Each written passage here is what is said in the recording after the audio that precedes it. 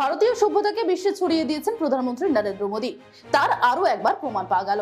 ইতালির প্রধানমন্ত্রী জর্জিয়া মেলোনিকে দেখা গেল G7 এর বৈঠকে অতিথিদেরকে স্বাগত জানাতে, তাও আবার হাত জোর করে নমস্তে বলে।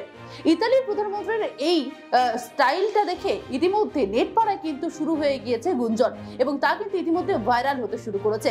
ভারতীয় সংস্কৃতিকে যেভাবে টান রয়েছে মেলোনির, তা নিয়ে কিন্তু যথেষ্ট চর্চা শুরু হয়েছে।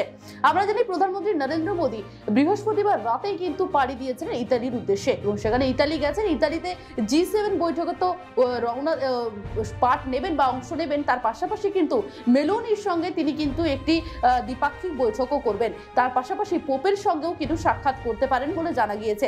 এর পাশাপাশি প্রধানমন্ত্রী নরেন্দ্র মোদী ইতালি ঠিক আসার আগেই মেলোনিকে দেখা গিয়েছে আর অতিথিদেরকে স্বাগত জানাতে, তাও আবার নমস্তে করে, হাত জোর করে। নমস্তে বলতে শোনা গিয়েছে, হাত জোর তো করেছেনই, এবং যাদেরকে করেছেন তাদের নাম উল্লেখ্য একটার পর একটা বলতে থাকবো। মেলোনির স্বাগত জানিয়েছিলেন ইউরোপিয়ান ইউনিয়নের প্রধান উর্সুলা ভন ডের লেয়েনকে, হাত জোর করে স্বাগত জানান। তার পাশাপাশি জার্মান চ্যান্সেলরকেও তিনি স্বাগত জানিয়েছিলেন এবং বলেছিলেন নমস্তে।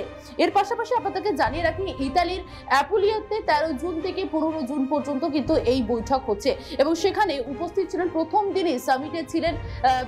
এর পাশাপাশি সামিটের প্রথম দিনই কিন্তু দেখা গিয়েছিলেন মার্কিন প্রেসিডেন্ট জো বাইডেনকে। এর পাশাপাশি ফ্রান্সের প্রধানমন্ত্রীকে দেখা গিয়েছিল, এবং কানাডার প্রধানমন্ত্রী জাস্টিন ট্রুডোকে দেখা গিয়েছিল। তার পাশাপাশি ব্রিটেনের প্রধানমন্ত্রী ঋষি সুনাক এবং জাপানের প্রধানমন্ত্রীকে কিন্তু এই বৈঠকে দেখা গিয়েছিল। প্রধানমন্ত্রী নরেন্দ্র মোদী তৃতীয়বারের জন্য শপথ নেওয়ার পরে এই প্রথমবারই কিন্তু তিনি বিদেশ সফরে গেলেন। প্রধানমন্ত্রী নরেন্দ্র মোদী এই ইতালি সফরে গেছেন, সেখানে জি সামিটের পাশাপাশি কিন্তু মেলোনির সঙ্গে দ্বিপাক্ষিক বৈঠক করবেন, এবং মেলোনির এই যে ভারতীয় সভ্যতার প্রতি টান এবং সেখানে ভারতীয় সভ্যতাকে তুলে ধরছেন বারে বারে, তা কিন্তু বিশ্ব জুড়ে ছড়িয়ে পড়ছে।